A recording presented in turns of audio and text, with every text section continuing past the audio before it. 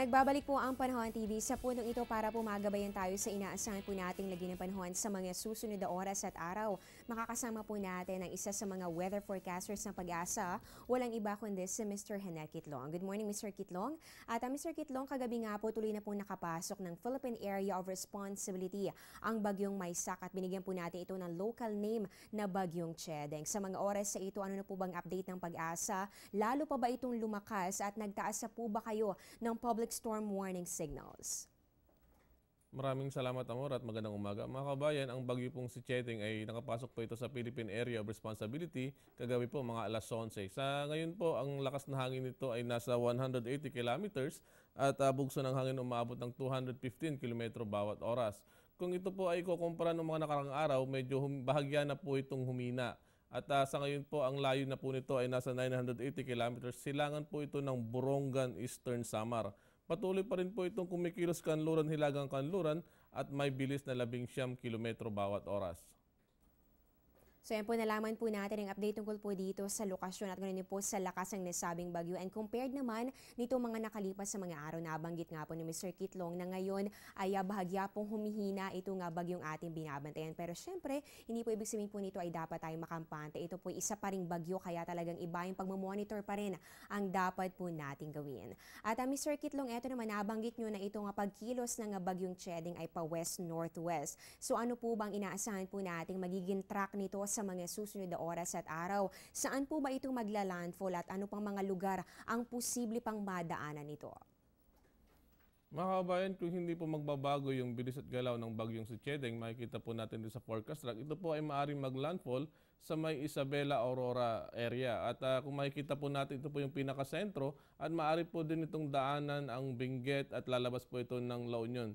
Ngunit gusto ko lamang pong sabihin sa inyo mga kabayan na ito pong binabanggit ko ay yung pinakamata ng bagyo. At ang diametro po ng bagyo ay umabot po ng 600 kilometers. Kaya kung yung pinakamalakas na hangin at ulan ay masasako po ang buong Northern Luzon at ganoon din po ang Central Luzon at ibang bahagi ng Southern Luzon. Kaya mga kabayan, mag-ingat pa rin po tayo at i-monitor po natin ang bagyong si Chedeng. And ulitin ko lamang po ang nabanggit ni Mr. Kitlong, inaasahan po natin na posibleng maglandfall o tumama ang bagyong Chedeng. Dito po yan sa may Isabela, Aurora area. At yan nga po posible ring maapektuhan ng nasabing bagyo, hindi lamang po ang Northern and Central Luzon, kundi ganun din ang ilang bahagi pa ng Southern Luzon. At Mr. Kitlong, ngayon nga po na nasa boundary na natin, ito po nga bagyong Chedeng. Ano po ba ang inaasahan po nating lagay na panahon? Meron na po ba itong direct effect sa anumang bahagi ng ating bansa sa mga susunod na oras? Bagamat nakapasok na po ng Philippine Area of Responsibility ang bagyong si Chedeng, ngayong araw po ay makakaasa pa rin po tayo ng bahagyang molop. Buong bansa po, makakaranas pa rin po ng bahagyang molop. Ibig sabihin po niyan, maganda pong panon, medyo mainit po ang mararanasan natin. Magdala po tayo ng payong para may panangga po tayo sa init ng araw, ganun din po sa init ng temperatura. Ibig sabihin po, wala pa hong epekto ang bagyong si Chedeng, pero inaasahan sa susunod na mga araw, may mararanasan na tayong mga pag-ulan sa ating bansa. So linawin lamang po natin mga kababayan ngayon po kahit po nasa loob na ng ating area of responsibility, ang bagyong Chedeng ay wala pa naman po itong direktang epekto sa anumang bahagi ng ating bansa. Pero gawin po natin o gamitin po natin ang pagkakataong ito para makapaghanda po tayo. At Mr. Kitlong, eto naman para po sa mga sea travelers, sa mga biyahero po natin, saan po ba natin inaasahan ang maalon hanggang sa napakaalong karagatan ngayong araw? At idagdag na rin po natin saan po ba posibleng makaranas ng storm surge. Mga kabayan, nais ko pong sabihin sa inyo ang bagyo pong si Chedeng ay napakalakas po ito at habang papalapit po ito ay maaari pong magkaroon ng mga storm surge dito po sa coastal waters o mga baybaying dagat ng Bicol, ganoon din po sa Aurora at may Quezon. Kaya mag-ingat po tayo rito. Maaari po rin po magkaroon ng storm surge sa lugar nito na maaaring umabot ng 4 na metro, kaya mag-ingat po tayo. Ay nako, iba yung paghanda po at pag-iingat ang dapat po talagang gawin, lalong-lalo na ng ating mga kababayan. Dito po yan sa baybayin po ng Bicol area at ganoon po sa may Aurora and Quezon Province. Inaasahan po natin ang pagkakaroon ng storm surge. At panghuling katanungan na lamang po, Mr. Kitlong, ano po ba ang maibabahagi ninyo ng mga reminders o mga paalala para po sa ating mga manonood?